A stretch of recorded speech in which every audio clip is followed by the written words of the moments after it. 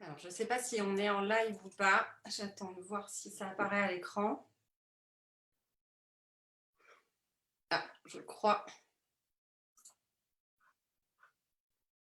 qu'on est en live.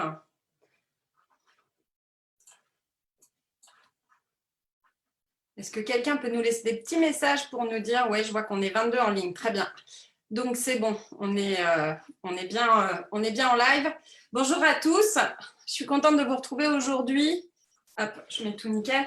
Voilà, je suis contente de vous retrouver aujourd'hui. On est là pour un nouveau live FFPMI. On voulait en profiter pour, moi et toute l'équipe, on voulait en profiter pour vous souhaiter une bonne reprise et espérer que tout s'était bien passé dans vos studios ce week-end. Je ne sais pas si vous avez vu, mais le guide sanitaire a été mis à jour. Il est disponible sur le site de la FFPMI. Donc, n'hésitez pas à en prendre connaissance parce qu'il y a eu des petites choses qui ont été actualisées suite aux dernières recommandations qui ont été faites par le gouvernement. Pour ceux qui souhaitent demander les aides du mois de novembre, sachez que le fonds de solidarité sera ouvert à partir du 4 décembre. Ce sont les données qu'on a eues. Donc, voilà, il va falloir patienter un peu, mais ça ne va pas tarder à arriver. Il faut savoir que sur ce live-là, comme on est là pour parler de la sécurité et de l'hygiène sur les séances nouveau-nés, on n'abordera pas tout ce qui concerne la réouverture des studios et tout ce qui concerne les aides.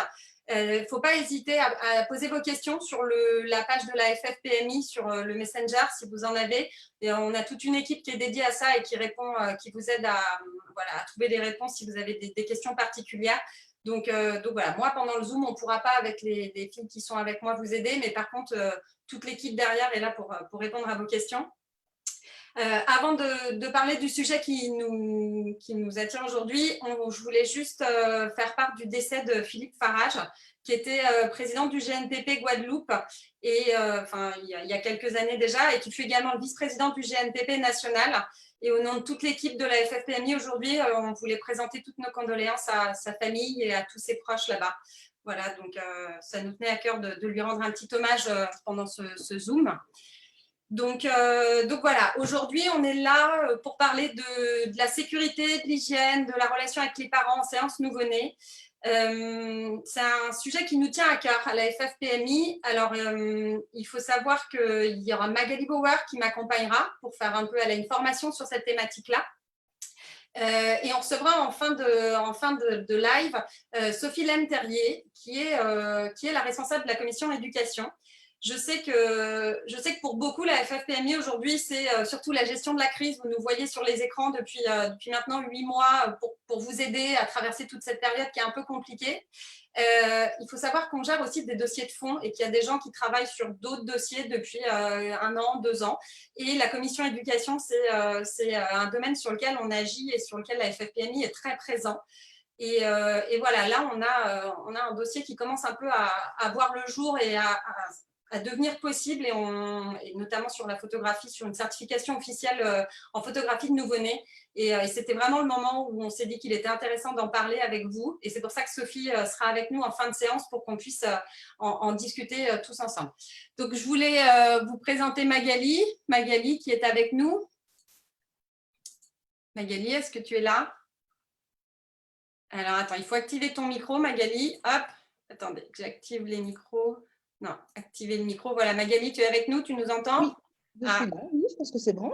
Salut Magali. Coucou, bonjour tout le monde. Magali, pour ceux qui ne la connaissent pas, est présidente FFPMI Région Grand Est. Oui. Voilà, je vais te laisser te présenter, nous expliquer pourquoi la sécurité, l'hygiène, le nouveau-né, tout ça, c'est quelque chose qui te parle. Et voilà, comme ça, ça sera bien que les gens sachent un peu qui tu es et pourquoi ça te tient à cœur de parler de ce sujet-là. Ça marche. Alors, bon, pas facile de parler de moi, mais c'est pour les bébés que je le fais, alors je me suis lancée. Donc moi, j'ai 42 ans, donc je m'appelle Magali. Je suis donc dans la région Grand Est, tout là-haut, la Vosges, et donc présidente, oui, comme Amélie l'a dit, de notre région Grand Est. Donc un petit coucou à tous mes adhérents, s'il y en a qui sont par là ou qui verront en replay. Donc, ça génère quand même pas mal de départements tout là-haut. Je suis maman, mariée de 2 grands ados maintenant derrière moi.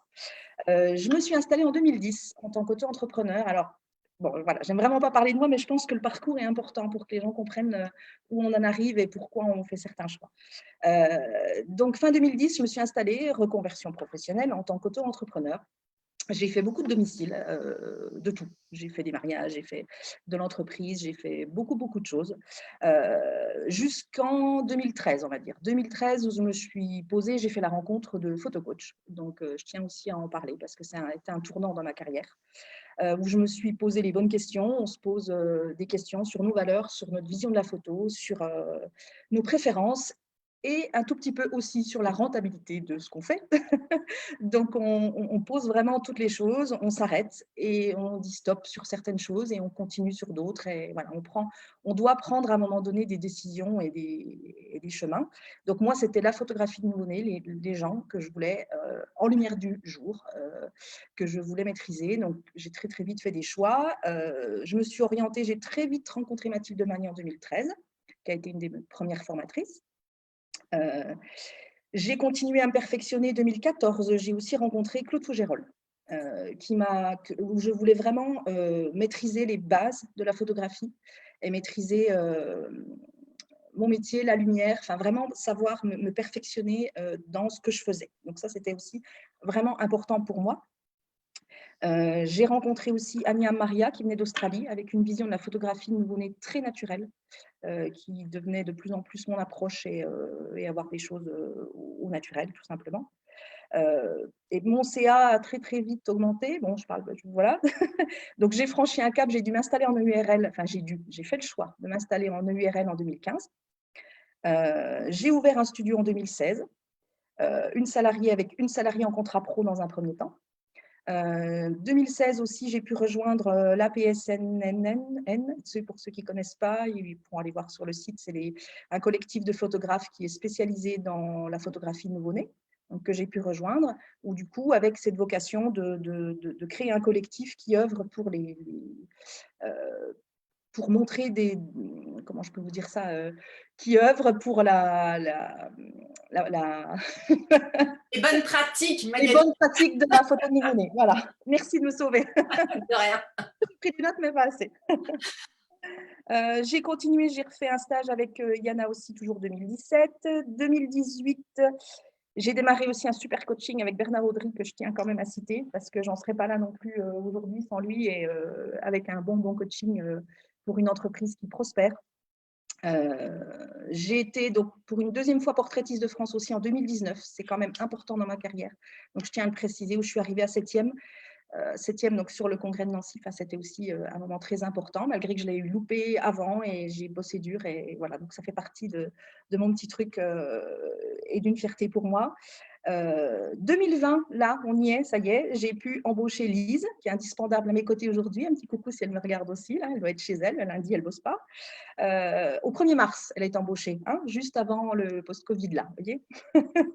Mais c'est pas grave, elle est quand même avec moi et c'est important, donc on a tout fait pour que ça fonctionne. Et maintenant, septembre 2020, j'ai pu enfin donner ma toute première formation, donc avec à ma conseil, Marie-Astrid aussi, que je salue si elle est par là, sur la photographie nouveau-né, qui était vraiment donc importante pour moi, et la sécurité du nouveau-né, que je vais vous expliquer aussi juste après.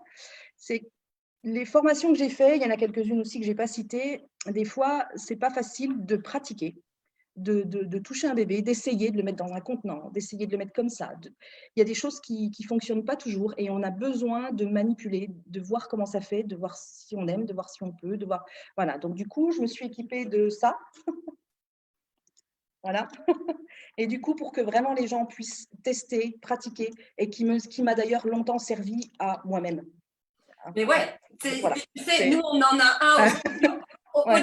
au-delà de la formation que tu peux avoir à donner à quelqu'un, même Oui, toi, c'est génial pour tester des mises en scène, etc. Moi, je trouve ça indispensable quand tu es photographe. Exactement, voilà. Et puis, alors, on n'est pas obligé de tomber dans des… Voilà, moi, ça, je l'ai eu d'occasion. On en trouve déjà premièrement d'occasion. Il y a aussi des belles poupées, tout simplement, qui font le job. Enfin, voilà, sans tomber dans des trucs trop sophistiqués. C'est tout à fait gérable de faire des essais et de manipuler et d'essayer dans un premier temps. Voilà, donc vraiment toujours placer la sécurité au centre de mes séances. Pourquoi?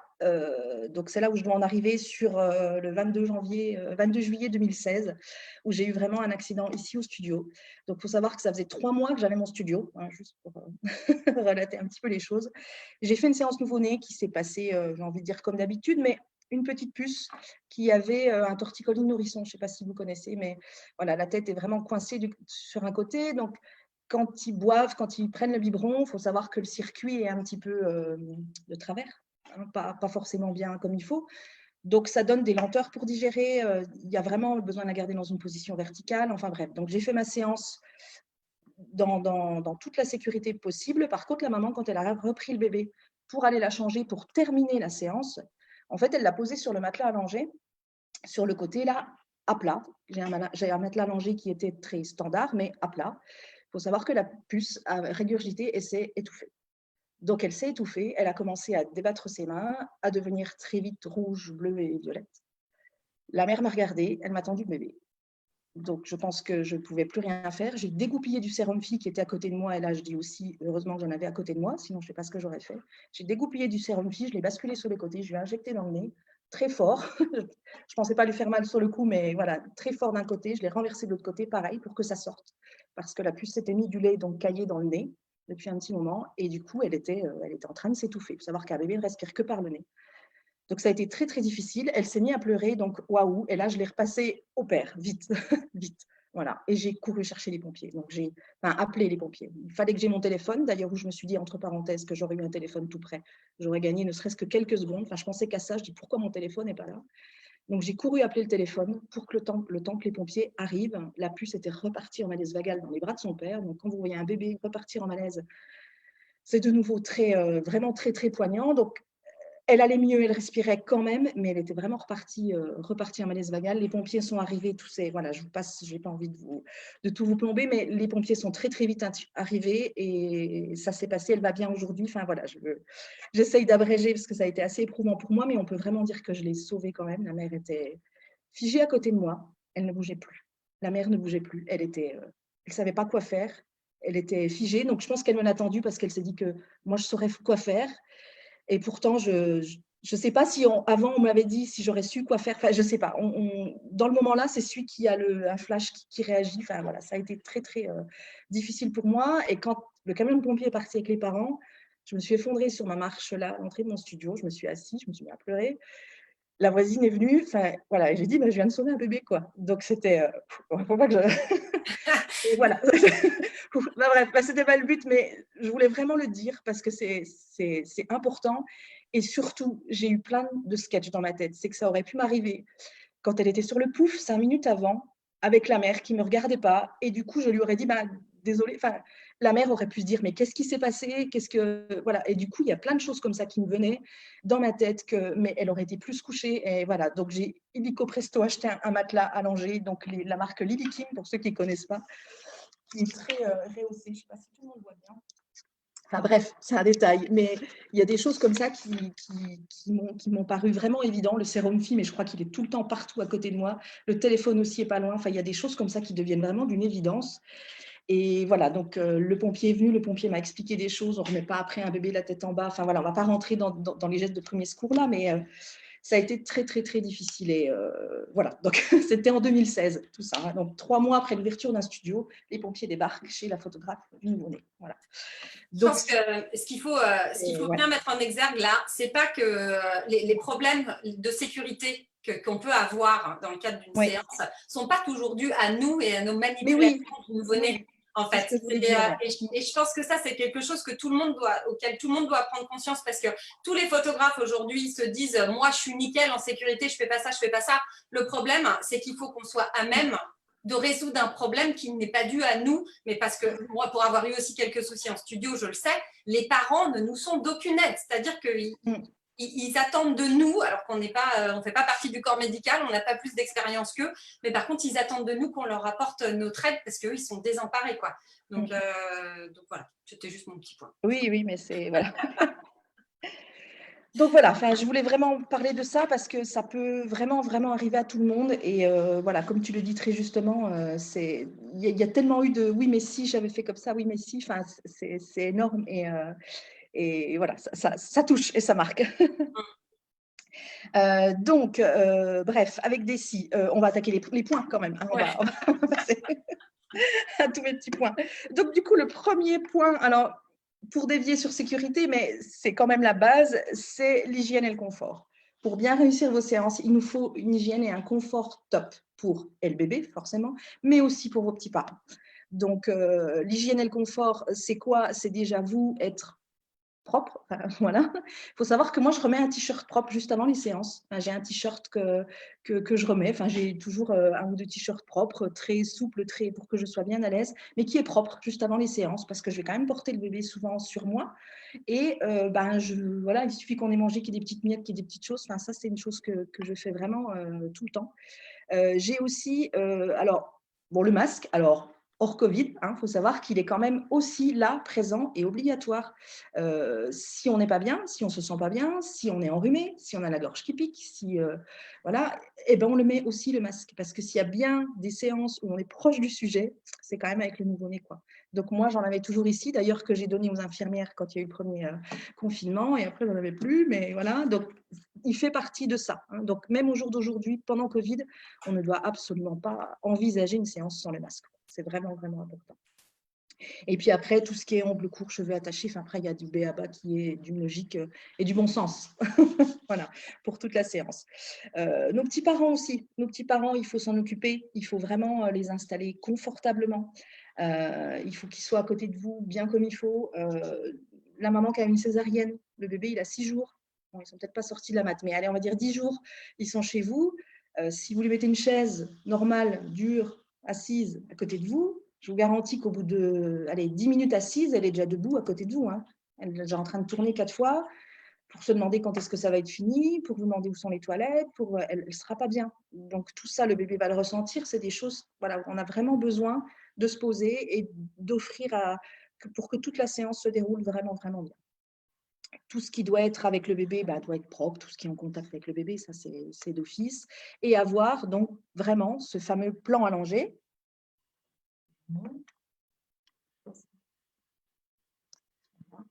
Tout le monde voit bien. Voilà, vraiment proche de vous pour que les parents puissent être à hauteur, changer le bébé, avoir un linge propre en dessous d'eux et avoir du liniment, tout le nécessaire que vous devez avoir besoin, tout proche de vous. Quoi. Voilà pour moi un des premiers points qui me paraît utile. OK. Numéro 2. Quand on disait de bien recevoir tout le monde, c'est qu'il faut aussi s'intéresser aux parents, s'intéresser au bébé, s'intéresser à son histoire. Comment il est né, qu'est-ce qui lui est arrivé, est-ce que tout s'est bien passé, est-ce que c'est un bébé césarienne, donc comme on a parlé juste avant, notre petite maman, comment elle est. Est-ce que le bébé il est né en siège, est-ce qu'il a mis longtemps à arriver, est-ce que c'était un petit préma, est-ce que c'était tout ça, ça va guider un peu votre séance. Il y a des choses, on ne fait pas pareil avec tous les bébés, c'est pas possible. On ne dit pas, lui, je fais comme ça, je le mets dans le seau, je fais ça, je le mets en tac, tac, tac, je prépare mon truc, c'est pas possible. C'est quand il sera là que vous verrez tout ça et la pré-rencontre n'est pas forcément toujours possible avec le nouveau-né. Donc, on doit s'adapter sur place et prendre le temps et poser des questions. Donc, tout ça, c'est au rythme du bébé. Donc, j'ai préparé juste des petites images là pour vous montrer ce que ça donne sur un bébé qui, par exemple, a un torticolis nourrisson. Vous allez voir très rapidement quand on voit, donc avec l'accord de la maman, je vous montre ça. Et éventuellement un bébé qui est né avec un siège décomplété. Ceux qui n'auraient jamais encore vu ça, c'est vraiment assez. Alors là, c'était à la naissance. Alors, je sais pas, bon, voilà, un petit bébé qui a la tête vraiment sur le côté. Vous voyez, sur un torticolis nourrisson. Là, clairement, vous ne lui faites pas faire tout ce que vous voulez, c'est pas possible. Hein. Vous devez vraiment respecter son côté et les poses les plus simples possibles. Voilà.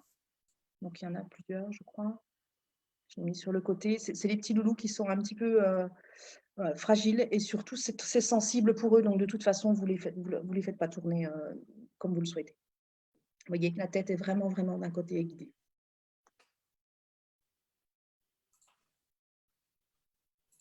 Voilà.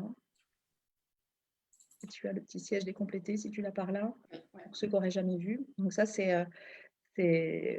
assez spectaculaire à voir. Il faut savoir que les jambes reviennent, mais le bassin a été vraiment fortement sollicité pendant 9 mois.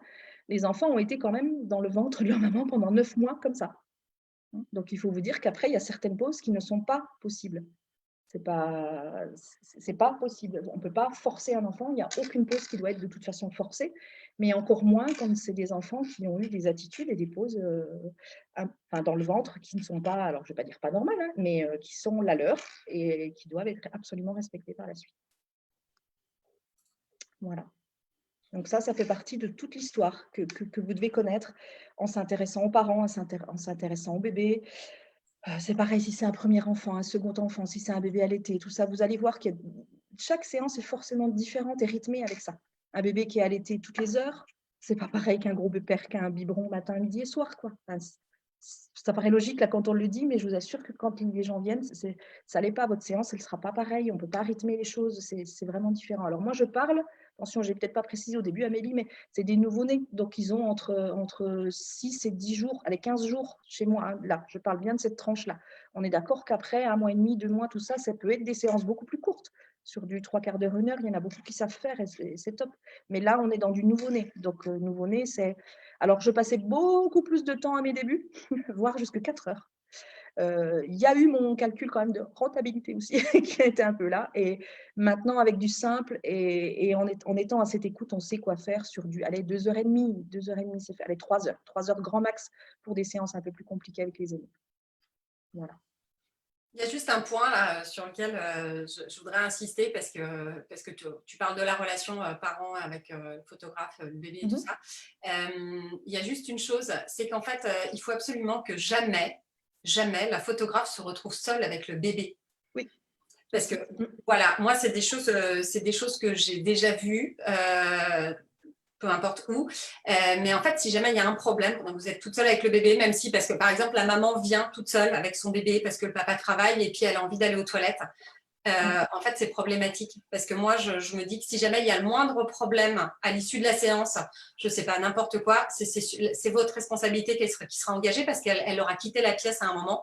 Donc, c'est impératif, il faut que tous les photographes se le disent, ne jamais rester seul avec le nouveau-né pendant une séance. Voilà. Moi, c'est un truc qui me tient à cœur parce que la faute, on la rejettera sur nous, quoi qu'il y ait comme problème derrière. Donc voilà, c'était mon petit ajout.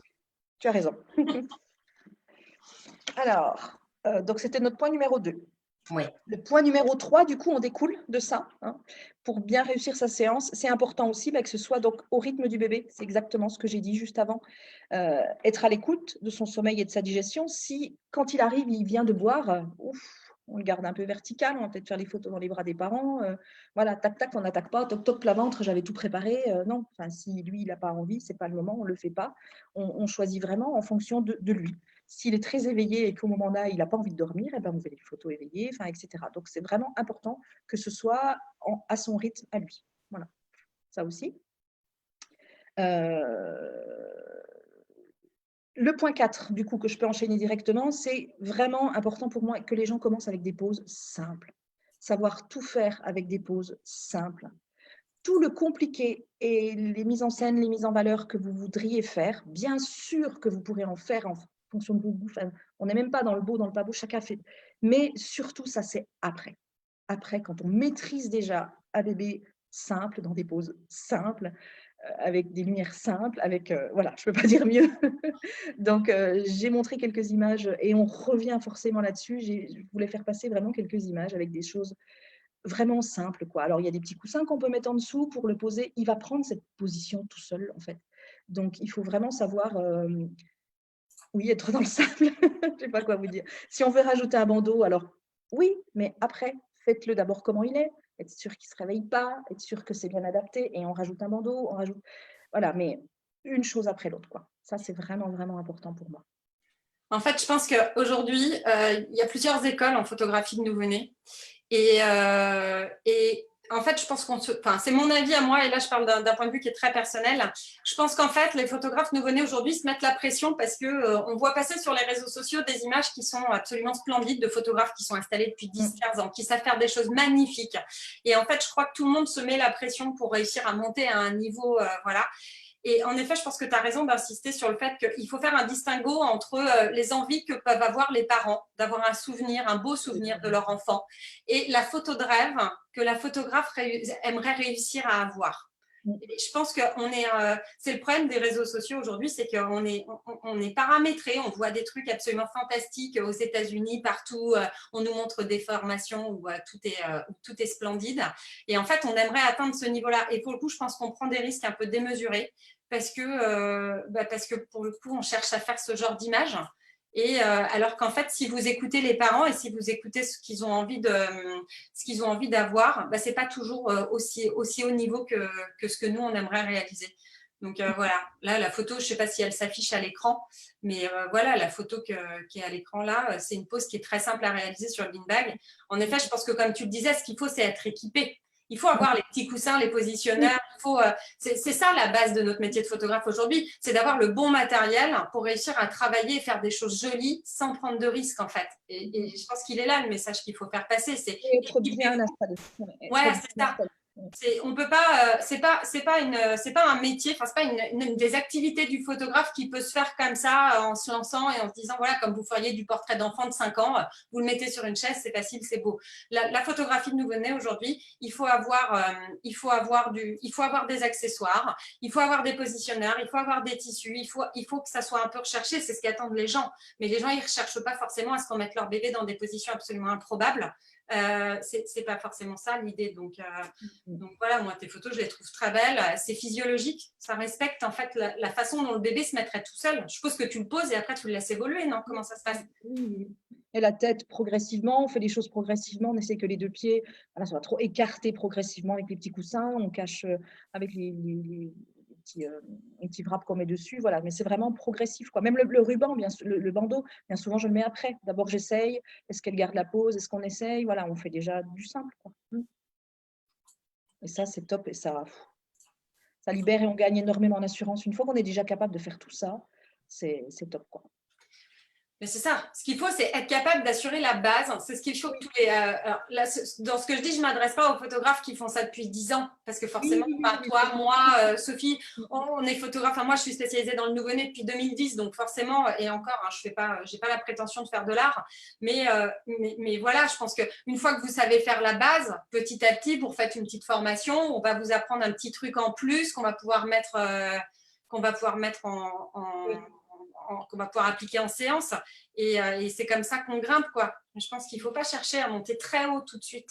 Parce que sinon, c'est vraiment une spécialité dans laquelle on gravit les échelons les uns après les autres pour pouvoir s'améliorer.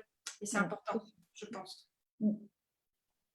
Voilà. Ensuite. Donc voilà, donc il y a tout ce qui est, oui, et confort vraiment du photographe. Ce que vraiment je voulais dire, c'est qu'il y en a qui sont capables de travailler au sol, d'être assis, enfin d'être au sol, comment je veux dire, à genoux, d'autres qui préfèrent être assis sur un petit tabouret. Il faut vraiment aussi vous ménager. Moi personnellement, au sol, j'y arrivais plus avec mes genoux. C'était très difficile, donc c'est pour ça que je le dis. J'ai vraiment un beanbag légèrement rehaussé. Et du coup, je travaille avec un fauteuil, avec des petites roulettes, j'ai tout mon matériel à côté de moi. Voilà, il fallait vraiment que je m'installe correctement. Il était hors de question que j'ai d'un coup une crampe quand vous êtes en train de faire quelque chose, que vous êtes au sol, qu'on se relève. Enfin, voilà. Il faut vraiment, vraiment vous installer correctement pour vous et ce qui vous convient, quoi. Voilà. Ça, je voulais vraiment le dire aussi. C'est Paloma Shell, enfin je ne fais pas de la pub, hein, mais si par exemple, il y en a parmi vous qui travaillez à domicile, pour rester dans un aspect de sécurité, parce que quand vous allez faire de la séance nouveau-né à domicile, je trouve que d'un point de vue sécurité, hygiène, etc., bon, quel bébé est chez lui, mais là, il y a Paloma Shell qui a sorti une table, enfin, je veux dire, moi, je travaille en studio, mais je me demande même si je ne vais pas l'acheter, où en fait, c'est une table qui se plie, et quand tu arrives chez le client, tu n'as pas le beanbag et tout ça à prendre, c'est vraiment, tu déplies ta table et tout est étudié pour que le fond se surélève un peu derrière. Moi, je trouve ça génial. Pour les gens qui font du domicile d'un point de vue sécurité, plutôt que d'essayer de faire tenir le truc sur le lit ou sur le canapé un peu, de manière un peu pas très stable, là, vraiment, enfin, je ne vais pas vous montrer son outil parce que je trouve qu'elle communique assez sur Facebook. Mais par contre, je pense qu'en effet, c'est une très bonne solution et très sécuritaire pour les gens qui travaillent en nouveau-né. Et pour le photographe, en termes de posturaux, c'est une table, c'est à hauteur d'un bureau. Quand tu travailles devant toi. Et voilà, je pense que bon, si elle a fait ce genre de produit, de toute façon, il y a une raison. Je pense que c'est parce que c'est une demande qui existe et parce que les gens ont besoin de ça. Mais voilà, pour ceux qui travaillent à domicile, jetez un œil. Je pense que ça peut valoir le coup si vous faites du posing, clairement. Ouais, ok. Donc, ton dernier point sur la sécurité. Ouais, un des plus importants qui me tenait vraiment à cœur, c'était de ne jamais jamais percher un bébé sur quelque chose. Et du coup, d'être toujours à proximité du bébé. Un bébé a des réflexes de morue, il peut se réveiller vraiment très, très rapidement. Donc, on ne perche pas un bébé en haut d'un escabeau parce que ça fait joli, et encore moins dans un seau qui ne serait pas lesté. Il y a vraiment des choses où on voit des bébés qui sont perchés en hauteur ou des bébés suspendus. Alors, il y a des montages, bien sûr, qui sont très bien faits, qui sont très jolis, mais ça peut donner l'impression que les enfants sont dans une grande hauteur, quoi. Et du coup, ça peut donner l'impression à ceux qui démarrent de voir percher les choses pour que ce soit joli. Enfin, voilà. Et ça, c'est vraiment très, très important. On ne perche pas un enfant, on ne le pose pas en hauteur sur une chaise. Il peut se réveiller et juste tomber. De toute façon, dans tous les cas, on a toujours, toujours une main près du bébé. Alors, je n'ai pas retrouvé de photo pour te montrer, mais les filles qui ont fait la formation avec moi, elles ont vu, j'ai une main qui est comme ça, et partout où je vais, quand je cherche quelque chose dans mes valises, là, je ne sais pas si vous me voyez, mais j'ai la main qui est comme ça près du bébé. Et dès que je me retourne pour le quitter, ne serait-ce que des yeux, parce que je suis désolée, mais voilà, si je dois vraiment chercher quelque chose dans une petite desserte qui est à côté de moi, ma main est sur lui, quoi. C'est un réflexe, c'est un réflexe. On ne part pas chercher quelque chose à 15 mètres dans la pièce sans être à côté d'un enfant. Donc, c'est d'une logique, qu'il soit au sol ou pas au sol, enfin voilà, mais c'est d'une logique. Et ça aussi, un bébé à tout moment peut se réveiller, mais à tout moment. Donc, c'est important. Des bébés sur des épaules de papa et tout ça, des photos magnifiques, hein. On n'est pas encore dans le beau ou dans le pas beau, qu'on s'entende bien, hein. Mais il est perché, il est là-haut. Enfin, ça donne l'envie aux gens de refaire la même chose, mais peut-être que le papa a été juste en dessous, qu'il y avait un coussin juste en dessous, vous voyez, avec toutes les sécurités que le photographe a sûrement pris. Mais quand on voit la photo, les gens, ils gomment tellement tout qu'on a l'impression que le gamin, il est à 15 mètres de haut, et pouf, des gens ont peut-être envie de reproduire ces choses-là. Et c'est ça qui est juste absolument inconcevable. Il faut vraiment, vraiment faire gaffe à ça.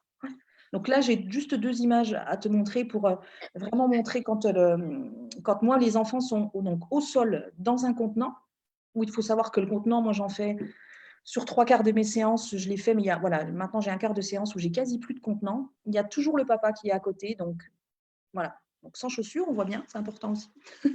Donc il tient la tête de la puce, qui là tenait quand même vraiment bien, mais il a sa main au-dessus, donc il est guidé complètement. Voilà, il doit la tenir. Ça ne peut pas être autrement. Je ne peux pas être à 15, parce que sur ces photos-là, je dois reculer un tout petit peu plus, moi. Et encore, je prends le 35 pour être pas trop loin, quoi, en plan large. Mais c'est pas possible autrement, là, sur ce genre de photos. Alors, il va peut-être pouvoir retirer son doigt, là, qu'on voit, là. Il va le retirer un petit peu pour qu'on soit allé à 5-6 cm à côté, si la tête, elle tient, mais sinon, c'est pas grave. Donc, la photo finale, tu l'as peut-être après, Amélie, on gomme tout, là. Je pense que tout photographe est capable de gommer, et on peut arriver à une photo finale en enlevant tout ça, quoi. On va la voir.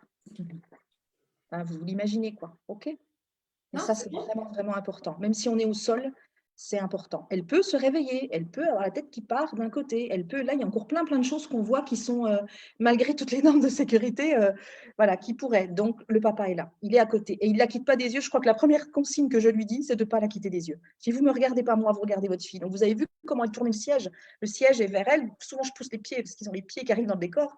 Mais il est tout près, quoi. Voilà. Et une autre avec les autres poses qui paraissent beaucoup plus sécures, enfin qui le sont quand même, quand ils sont juste en œuf là dans les petites coquilles. Donc c'est une vue du haut où l'enfant est vraiment au sol. Alors ça c'est le après. Je voulais plus que tu montres le avant. Excuse-moi. C'est pas grave. C'est les joies de la technique. C'est pas toujours facile en fait. Du numéro. Ça c'est le après, donc ça c'est le avant. Ok, alors on y retourne. Hop. Le avant, en fait, il était posé dedans. Voilà, le avant. Il s'est mis tout bien comme il fallait dans ma petite coque là.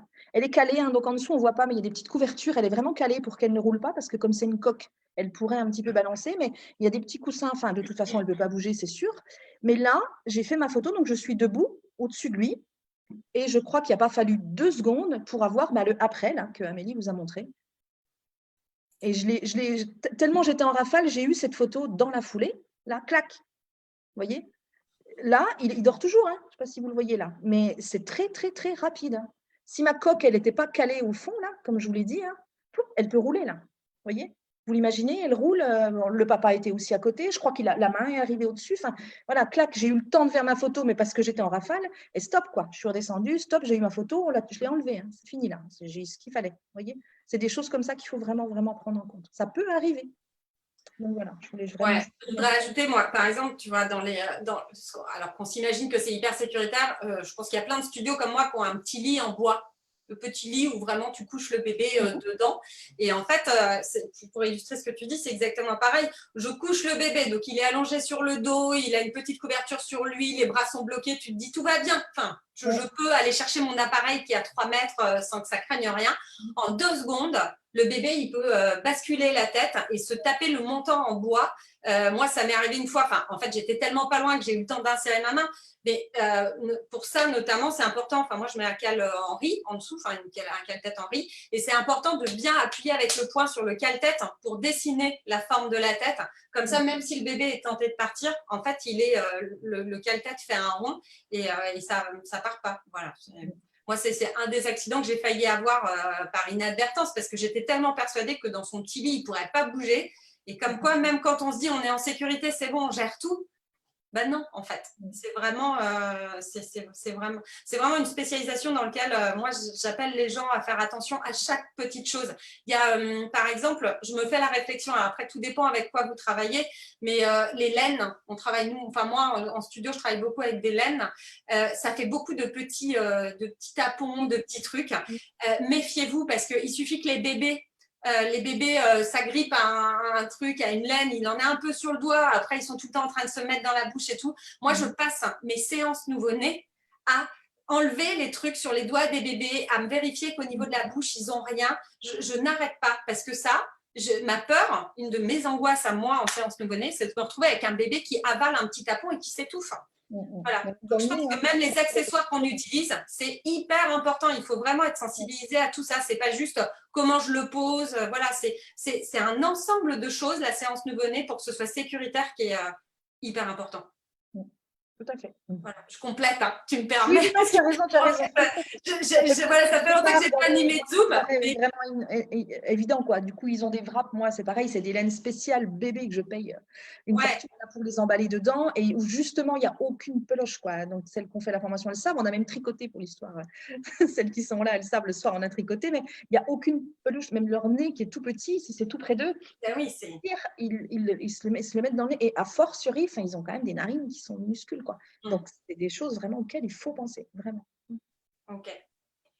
Bon, donc, voilà, et puis le bon sens, terminé, alors vraiment, ça pourrait être le point 6, mais on en a parlé, c'est le bon sens, le bon sens, le bon sens, et les montages, et surtout les demandes des parents. C'est que dans tout ça, on n'est pas là pour accabler du photographe, on est là aussi pour que les parents ne vous demandent pas n'importe quoi. Donc, je vais prendre un exemple extrême qui citera du coup personne et que tout le monde va comprendre. Quand on voit un bébé dans une trompe d'éléphant, vous vous doutez qu'il n'y est pas vraiment. D'accord? Il n'y est pas vraiment dans la trompe d'éléphant. Donc là, ça vous paraît évident. Les parents ne vont pas vous demander un bébé dans la trompe d'éléphant. Ils peuvent vous demander un montage photo avec un bébé dans une trompe d'éléphant. Mais ils ne peuvent pas vous demander de mettre réellement le bébé dans la trompe d'éléphant. Donc là, ça vous paraît tellement aberrant que tout le monde sourit, j'en suis sûre. Mais il y a des demandes qui sont un peu pareilles. Et c'est tellement pas la trompe d'un éléphant que du coup, les gens peuvent se dire ah, allez, si elle me le mettait là-dedans, ce serait pas mal. Sur le côté, j'ouvre la guitare en deux ou dans une valise comme ça, puis on la tient un peu comme ça. Enfin, voilà. Donc, du coup, il y a des demandes d'un coup qui deviennent, et je pense très honnêtement, des parents. Je vois mal un photographe dire allez, tiens, je me le mets comme ça aujourd'hui, je vous mets votre bébé, vous le tiendrez comme ça. Non, les parents risquent de vous demander forcément des choses un peu hurluberlues. Et c'est à vous de dire non, non, non, là, je vous assure que ce n'est pas sécuritaire. On fera un montage où on pose la guitare si vous voulez à côté, voilà, mais savoir dire non, vraiment, pour les pauses qui vous semblent complètement farfelues. Oui, et puis vous y gagnerez en crédibilité. Hein. Enfin, moi, ce que je pense sincèrement, alors après, je suis un peu peut-être un peu trop sûre de moi, mais je pense vraiment que le photographe est là pour poser les bases et les limites de ce qui est possible et de ce qui n'est pas possible, quoi. Et s'assumer et assumer sa décision et dire non, c'est pas sécuritaire ou non, je ne le ferai pas pour telle ou telle raison. Je pense que c'est notre devoir de faire ça aujourd'hui parce que sinon, il n'y a pas de limite. Les gens demandent ce qu'ils veulent et puis on fait ce qu'ils veulent. On n'est pas là pour ça. On est là pour faire des belles images, mais en respectant un certain nombre de normes et de consignes qui sont importantes, quoi. Donc, du coup, j'ai une anecdote que je n'avais pas prévu de raconter, mais que je vais vraiment raconter parce qu'elle m'est arrivée dans mes débuts, où une maman m'a appelée pour faire les photos du bébé sur la croupe d'un cheval. Donc, je me suis dit, je suis restée tellement scotchée que je lui ai demandé, alors, est-ce que vous pensez qu'on va faire venir le cheval de mon studio ou alors est-ce que vous préférez qu'on aille dans l'écurie avec votre bébé de 6 jours? Donc, elle a commencé à réfléchir. Elle me dit, écoutez, si ça ne vous dérange pas, je pense qu'on peut faire venir le cheval chez vous. Donc, elle continuait. Je dis, OK, alors on va faire venir le cheval dans mon studio. est-ce que vous en avez un de cheval? Alors non, mais je peux vous en trouver un. Donc du coup, en plus, elle n'a pas de cheval. Donc elle allait en trouver un.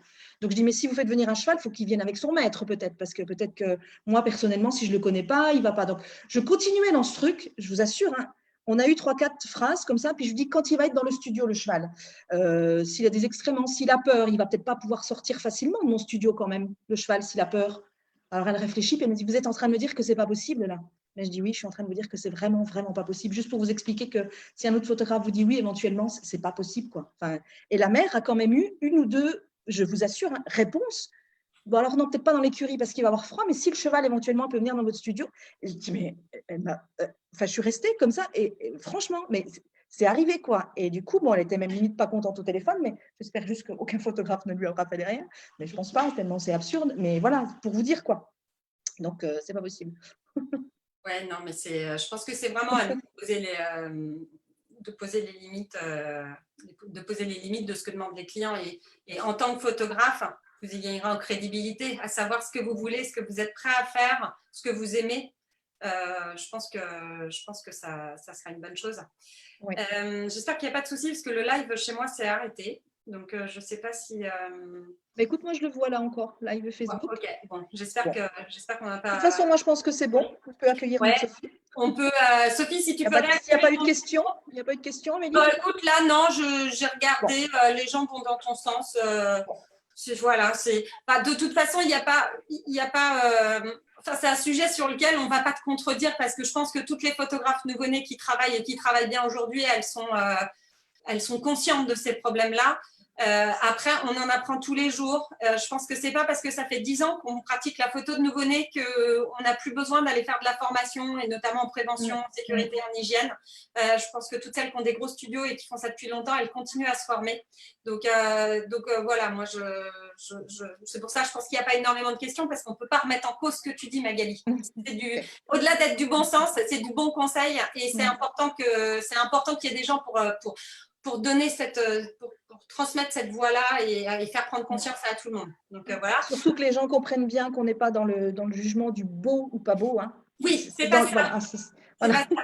Nous, on aime le beau, mais on prône le simple. C'est ça. Voilà. En fait, c'est ça. Le simple, voilà. Le simple qui montera petit à petit, au fur et à mesure que les gens gagneront en expérience pour avancer et faire encore plus beau. Mais ne cherchez pas. C'est ça le conseil. Ne cherchez pas à faire compliqué. Faites simple, mais beau. Voilà. Bon, j'en profite pour faire la transition avec Sophie qui est avec nous et qu'on n'a pas encore entendu depuis le début du live. Donc, comme je vous disais, Sophie, c'est la responsable de la commission éducation. Je sais que dans le live, là, il y a eu pas mal de questions qui sont sorties sur la formation. Enfin, il y a eu des choses qui sont passées. Il faut savoir qu'il y a beaucoup de formations en France qui sont disponibles pour la photographie de nouveau-nés. Alors, c'est vrai qu'il n'y en a pas partout en France. C'est vrai qu'il faut se déplacer. C'est vrai que ça coûte de l'argent.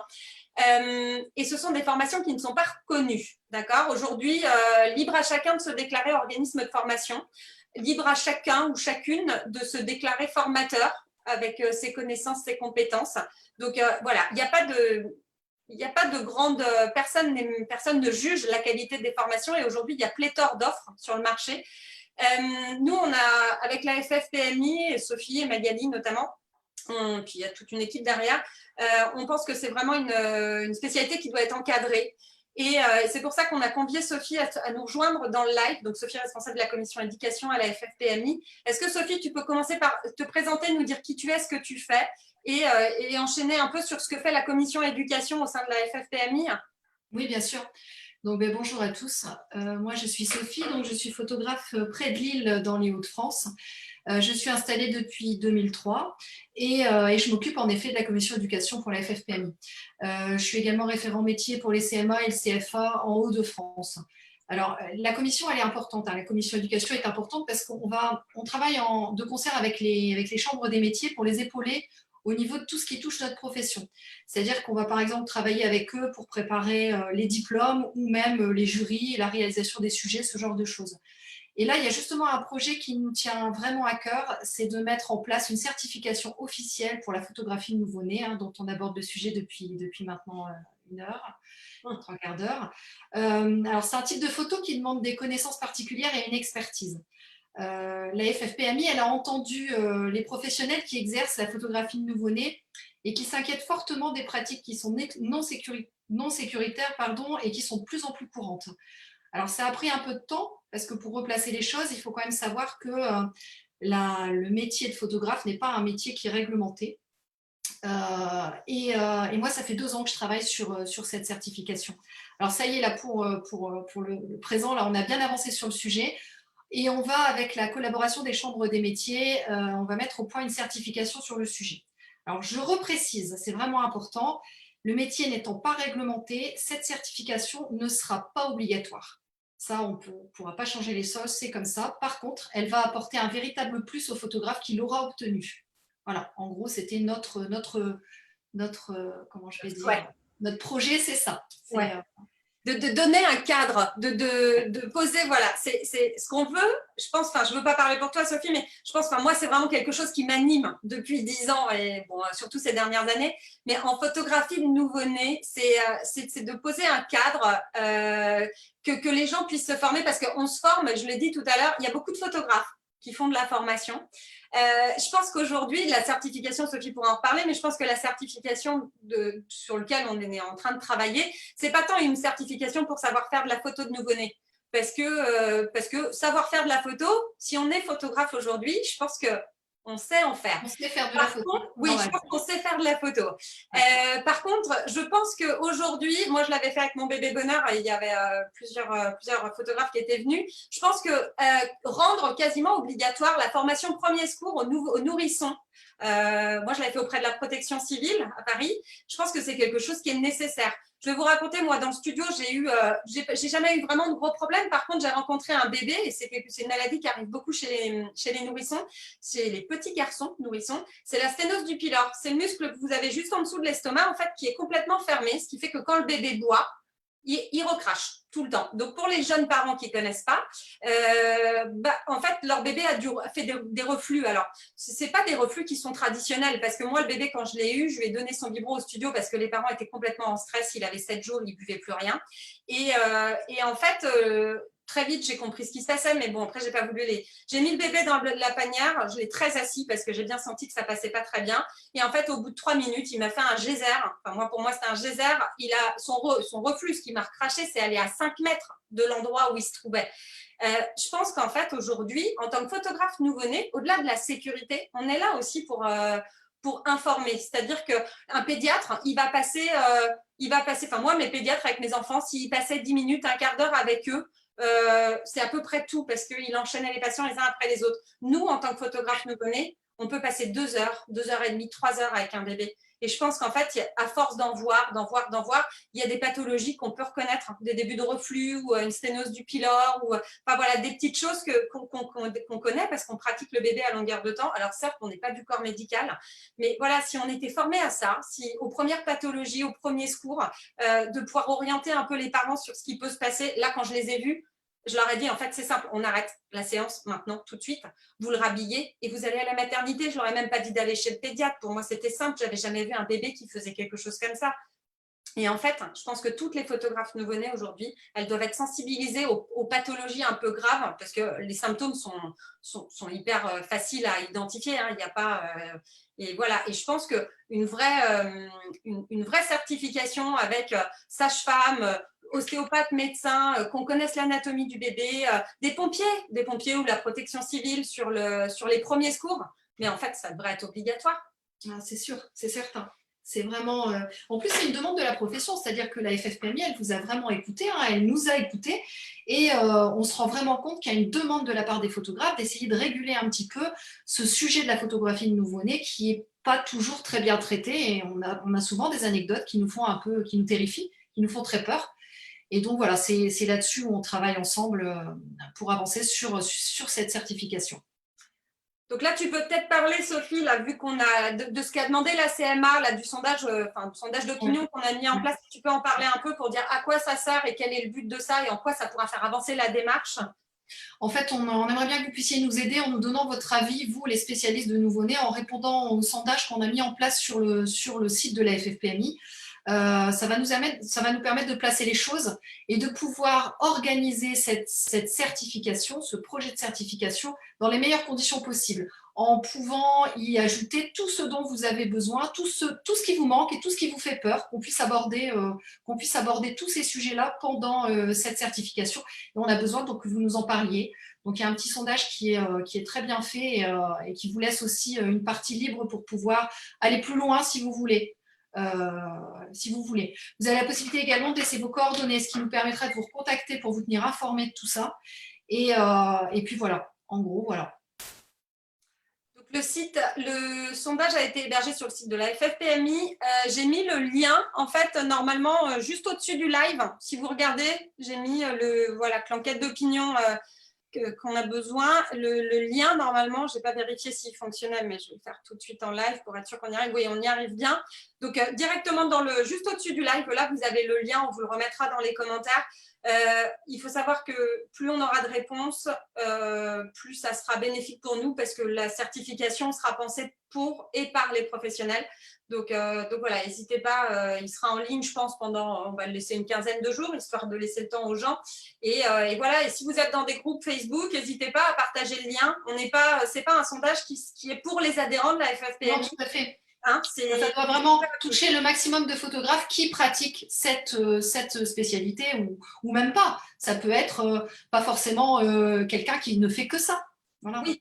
Nous, en fait, c'est ce dont on discutait ce matin. On a vraiment mis, en fait, ce qu'on veut, c'est savoir, on cible aussi les gens pour savoir ce qu'ils sont et quelle est leur activité. Est-ce que vous faites beaucoup de nouveau-nés, pas beaucoup de nouveau-nés, voilà. Notre marge de manœuvre avec la CMA, elle est assez large. Donc voilà, ça peut être un stage qui peut être assez court, qui peut être beaucoup plus long, qui peut englober certaines choses. Voilà. On a besoin de savoir quels sont vos besoins, justement, pour monter une certification qui soit bien et qui vous aide dans le cadre de votre activité après.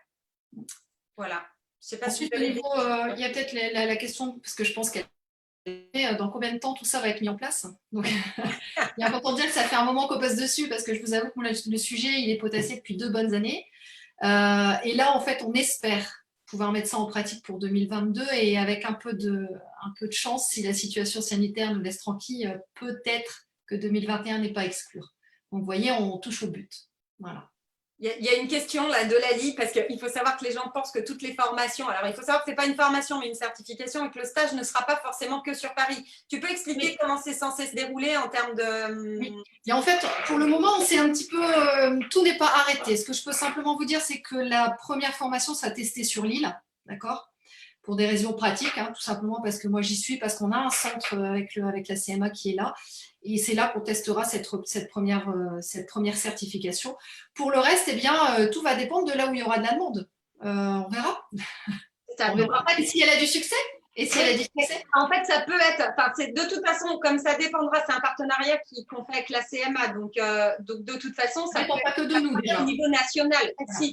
Si jamais il y a la certification, les gens sont pour et ont envie d'y participer, c'est un programme de certification qui peut être mis en place au niveau national. C'est ça que les gens oui, tout à fait. C'est une certification qu'on pourrait très bien suivre lorsqu'elle sera mise en place.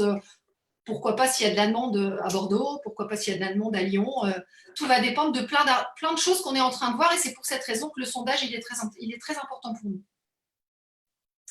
Ok, bon, je pense qu'on a pas mal brassé on a fait le tour, ouais. le sujet. Bon, moi on va remettre le lien là dans le corps des commentaires pour que les gens puissent répondre au sondage. N'hésitez pas à le partager. J'ai peut-être juste une précision, excuse-moi, je reviens sur le lieu. C'est pas parce que la formation cette certification sera faite par exemple à Lille ou à Lyon que quelqu'un qui est à Bordeaux ne pourra pas venir la faire. Hein. Elle ne sera pas bloquée pour la région dans laquelle elle a lieu. Hein. Voilà, tout le monde pourra y participer. Il y aura un nombre restreint, je pense. Mais enfin, bon, voilà. En fait, il y a une question qui dit est-ce que ça pourrait être fait dans toutes les CMA? Ce qu'il faut savoir, c'est que c'est fait dans les CMA qui disposent d'une section. Pour le moment, on peut pas. Je ne m'avancerai pas aujourd'hui pour vous dire elle sera faite à tel ou tel endroit. On ne sait pas si elle sera faite à la CMA, on ne sait pas si elle sera faite dans un studio réglementé, etc., etc. Pour le moment, on en est à la construction de la formation. Donc tout ça, c'est nous qui allons voir ensemble avec toutes les réponses. On va tout analyser et on verra où il sera plus judicieux de la réaliser. Voilà. Okay. Super. Bon, je pense que ça sera le mot de la fin, cet épisode. Cool. Donc voilà, je reviens parce que je vois qu'il y a eu des commentaires sur les aides, etc. Donc je l'avais dit en début de Zoom, mais nous trois, on n'est pas compétentes pour répondre à toutes vos questions particulières sur les aides, etc. Donc, n'hésitez pas à écrire sur la page Facebook de la FFPMI. Il y a toute une équipe qui est là pour vous répondre. Moi, je voulais vous remercier toutes les deux d'avoir accepté mon invitation et qu'on puisse discuter de ce sujet-là, moi, qui me tient à cœur. J'espère que je vous ai suffisamment laissé parler, parce que je pourrais parler toute seule, moi, sur le nouveau-né. Donc voilà, merci à tous ceux qui nous ont suivis. On était 250. On est plutôt contente parce que pour un Zoom qui est en pleine période de reprise, voilà, c'est quand même hyper sympa de nous avoir suivis. Il sera en ligne d'ici une petite heure, je pense, le temps qu'il soit rechargé sur Facebook, etc. Et donc voilà, on vous souhaite une bonne reprise à tous. Et puis les Zooms continueront régulièrement là, à revenir malgré la reprise. On va garder un rythme assez régulier pour continuer à faire vivre la page Facebook. Moi, je veux quand même dire un petit mot derrière toi, Mélie, c'est que je tiens quand même vraiment aussi à remercier la FFPMI. Je sais qu'il y a déjà plein merci et que tout le monde le dit quand même, mais je le dis quand même. C'est quand même vraiment important parce qu'il y a un boulot de dingue qui est fait derrière, donc par plein de personnes. Et je ne vais même pas citer de nom tellement j'ai peur d'en oublier, mais vraiment, il y a un énorme boulot et notre métier a besoin d'être représenté. Donc, c'est important. Ma petite région Grand Est qui était petite grandit et je suis bien contente d'avoir une bonne équipe aussi avec moi.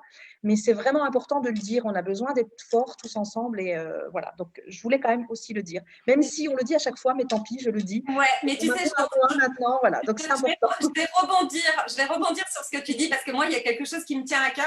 C'est qu'en fait, j'ai l'impression aujourd'hui que tout le monde voit la FFPMI à travers la gestion de crise. Et en fait, alors, je suis d'accord, on a été très bons. Moi, je le dis et il y a des gens qui ont été fabuleux dans la gestion de crise et qui nous ont aidés enfin voilà, il y a une équipe derrière qui a été vraiment géniale. Donc, pour tous les photographes, je trouve ça super. Mais il y a aussi la commission éducation. Moi, je m'occupe de la SOPRONI, on lutte contre la fraude, le travail illégal, etc. La FFPMI, ce n'est pas juste la gestion du Covid. Aujourd'hui, c'est d'autres délégations, d'autres commissions qui travaillent sur d'autres projets à long terme pour défendre la profession. Et en fait, on est une équipe. Et c'est vrai que pendant longtemps, on a été un peu boudés, la FFPMI, GNPP, tout ça. Mais il faut savoir qu'on a besoin de bras, on a besoin de gens qui ont envie d'intégrer, qui ont envie de nous aider parce qu'on ne pourra pas tout faire vivre tout seul, en fait. On a vraiment besoin d'adhérents pour nous supporter et de gens qui ont envie de s'impliquer au quotidien. Le scolaire, enfin, je mets des pavés dans la mare, mais voilà. Donc voilà, bon allez, on a fait notre petit bon après-midi à tous et puis à très vite sur Facebook. Bye bye.